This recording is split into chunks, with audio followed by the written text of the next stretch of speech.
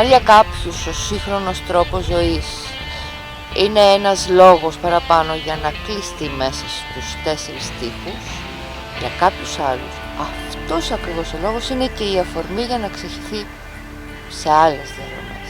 Σαφώς και έχετε καταλάβει ότι μιλάμε για τη φύση. Ένα το κρατούμενο. Βουνό, θάλασσα, ποτάμια, λίμνες, καμία σημασία. Η φύση είναι έτοιμη να μας δώσει απλόχερα τους θησαυρούς της. Αρκεί να φύγουμε από τον καναπέ μας και να αφήσουμε και για λίγο την οθόνη του υπολογιστή μας.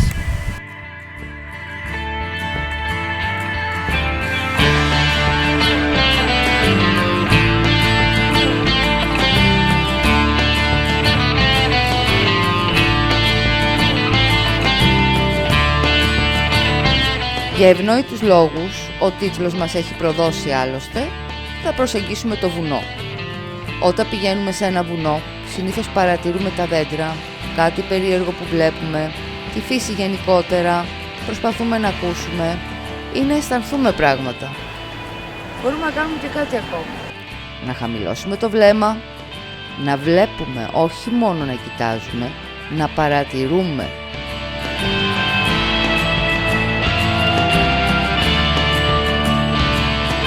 Είναι ένας ολόκληρος κόσμος. Ο κόσμος του Μαντελή.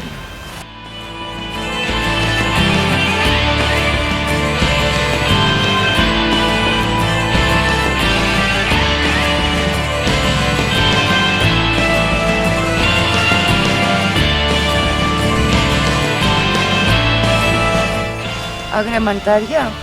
Ναι. Να συλλέξουμε άγρια μανιτάρια. Τι? Σας φαίνεται δύσκολο, επικίνδυνο, έχετε ακούσει πολλά? Υπάρχουν τρόποι να το κάνουμε με ασφάλεια και προπαντός σύνεση. Λοιπόν, θέλετε να πάρετε μια ιδέα πώς μπορούμε να κάνουμε λίγο πιο εύκολα τα πράγματα? Μερικά tips ακούμε. Πάμε.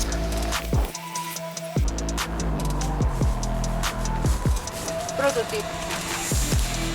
Tip νούμερο 1.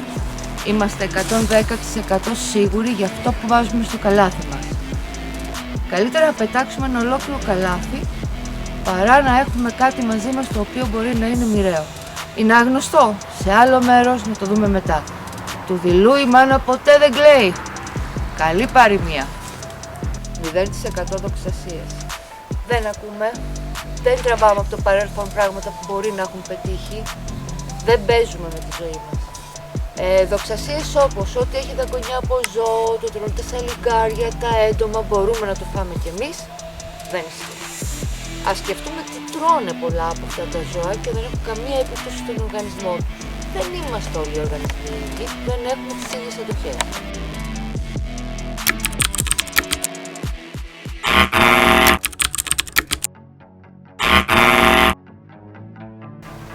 Πυρούνια, κουτάλια, ασίμια, δεν τα χρησιμοποιούμε και περιμένουμε να μας μιλήσουν. Δεν ξέρω αν ισχύει, δεν θα το δοκιμάσω ποτέ, δεν δέχομαι το αποτέλεσμά του. Δεν ισχύουν κανόνες, όπως ό,τι έχει άσπρα ελάσματα δεν τρώγεται. Βεβαίως δεν ισχύει ούτε ο αντίστροφος, ό,τι έχει άσπρα ελάσματα τρώγεται. Το ξεχνάμε και αυτό. Δοξασίες γενικώς. Είμαστε πάρα πολύ προσεκτικοί. Έχει δαχτυλίδι δεν τρώγεται. Δεν ισχύει. Φουστανέλα μπορεί να έχει και να τρώγεται. Τεράστιο και υπέροχο δαχτυλίδι. Παιδιά, είναι φούστα, δεν είναι δαχτυλίδι. Κοιτάξτε το. Είναι γκρι από πάνω, δεν τρώγεται. Είναι άσπρο από κάτω, τρώγεται. Όλα αυτά οι γενικευμένες οδηγίες τις παίρνουμε όπως είναι και τις πετάμε μακριά. Μικρές διαφορές στα μανιτάρια είναι αυτό που πραγματικά κάνει, επαναλαμβάνω, τη διαφορά. Διαφορές, διαφορά.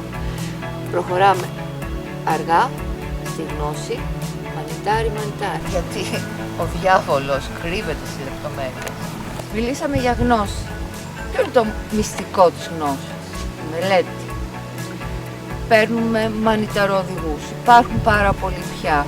Δεν είναι δυσέβρετοι και πολύ αξιόλογοι.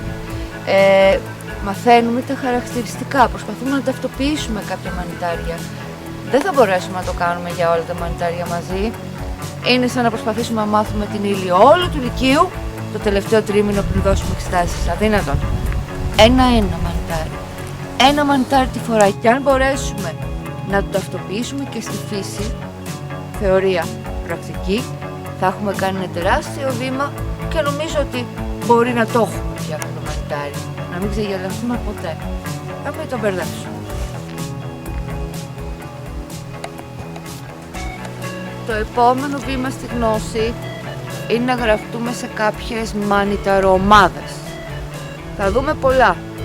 Μπορούμε να αποστάρουμε κι εμείς φωτογραφίες μας, να στείλουμε, να πάρουμε τη γνώμη των ειδικών, των πιο ειδικών αν μη τι άλλο. Δεν δεχόμαστε γνώμες περί εδωδημότητας, αυτή είναι δική μας απόφαση. Καλά τα βιβλία και το ίντερνετ, αλλά μόνο η θεωρία δεν κάνει τίποτα. Πρέπει να βγούμε στο δάσος, να ψάξουμε και να ιδρώσουμε, να παρατηρήσουμε, να βρούμε μανιτάρια, να τα πιάσουμε, να τα μυρίσουμε, να δούμε τα χαρακτηριστικά τους και τέλος να μπορέσουμε να τα ταυτοποιήσουμε. Για τρόπο. Μια καλή αρχή είναι να πάμε σε μια εξόρμηση που διοργανώνεται μέσω κάποιας ομάδας. Έτσι με τη βοήθεια των οδηγών θα μάθουμε για τα μανιτάρια, θα δούμε τι πρέπει να προσέχουμε και θα καταλάβουμε τη λογική της μανιταροσυλλογής. Στη συνέχεια βγαίνουμε μόνοι μας. Βρίσκουμε μανιτάρια, τα ταυτοποιούμε επί τόπου, ρίχνουμε και μια ματιά ακόμα πίσω στο σπίτι με το βιβλιαράκι μας, ζητάμε και μια γνώμη. Το ιδανικό είναι να ξέρουμε για ποιο είδος πάμε, ποιο είδος αναζητάμε, να έχουμε διαβάσει γι' αυτό για να μας είναι πιο εύκολη η αναγνώρισή του. Δεν είναι πάντα εύκολο όμως και πολλές φορές θέλουμε να αναζητήσουμε και να μαζέψουμε έστω και κάποιο μανιτάρι. Σε αυτή την περίπτωση το κόβουμε, το φωτογραφίζουμε στον τόπο που το βρήκαμε από όλες τις μεριές. Είναι αυτό που σας έλεγα και πριν, είναι βασικό.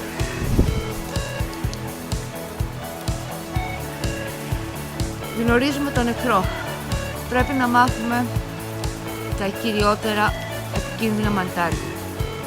Τα περισσότερα θανατηφόρα ή τοξικά μανιτάρια έχουν ελάσματα από κάτω.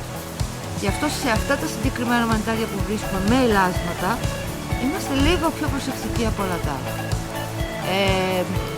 Διαβάζουμε περισσότερο, τα αναλύουμε, τα εξετάζουμε. Δεν το βάζουμε ποτέ στο ίδιο καλάθι. Ένα μικρό κομματάκι μπορεί να κάνει τη διαφορά. Δεν θα μας πειράξει να το πιάσουμε, δεν θα μας πειράξει να το μυρίσουμε. Ένα κομματάκι όμως αν μπερδευτεί στο πιάτο μας κάνει μεγάλη διαφορά, πιστεύετε. Στο δάσος δεν είμαστε μόνοι.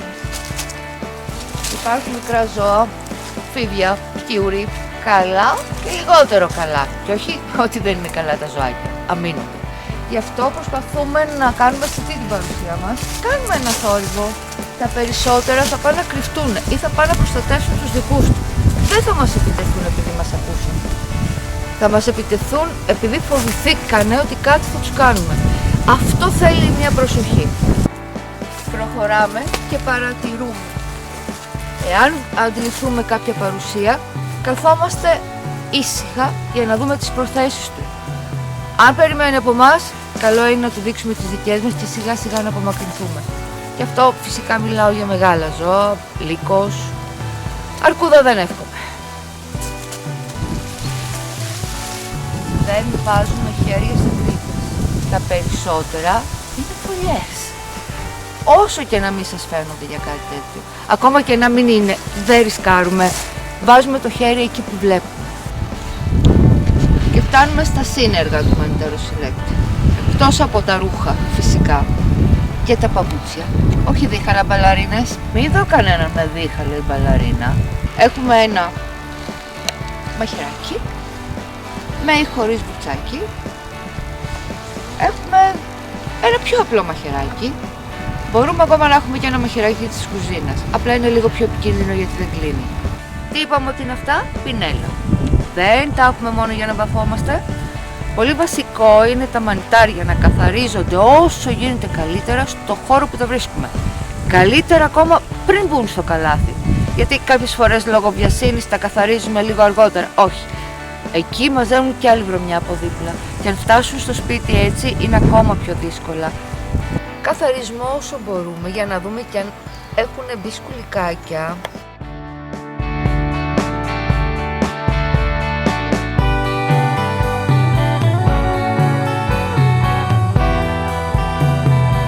χώρο που τα βρίσκουμε πινελάκι και είμαστε μια χαρά. Και είναι κεραθάκι. Μην παίρνετε νάιλον σακούλες, εκτός ότι φτάνουν στο σπίτι τα μανιτάρια, τα όποια μανιτάρια βρίσκουμε μέσα στην ασφυξία και στην υγρασία και είναι έτοιμα για πέταμα ή λίγο πριν, εμποδίζουμε και τη διασπορά των σπόρων των μανιταριών, η οποία είναι πιο έντονη όταν το κόβουμε. Και θέλουμε να πέσει ο σπόρος πάλι πίσω στο δάσος, να μας ξαναδώσει τα δώρα του. Για τους πιο οργανωμένους και πιο προνοητικούς, γαντάκια, ειδικά εργασίας, για να είμαστε πιο ασφαλείς, και μπατόν. Η αναζήτηση των μανιταριών προϋποθέτει καλή διάθεση. Δεν θα περάσουμε καλά μόνο άμα γεμίσουμε το καλάθι. Θα περάσουμε καλά όταν έχουμε έρθει εδώ. Αν γεμίσει και το καλάθι ακόμα καλύτερα, είναι η μέγιστη επιβράβευση. Αλλιώς γυρίζουμε με το δισάκι μαζεμάτο από όμορφες εικόνες.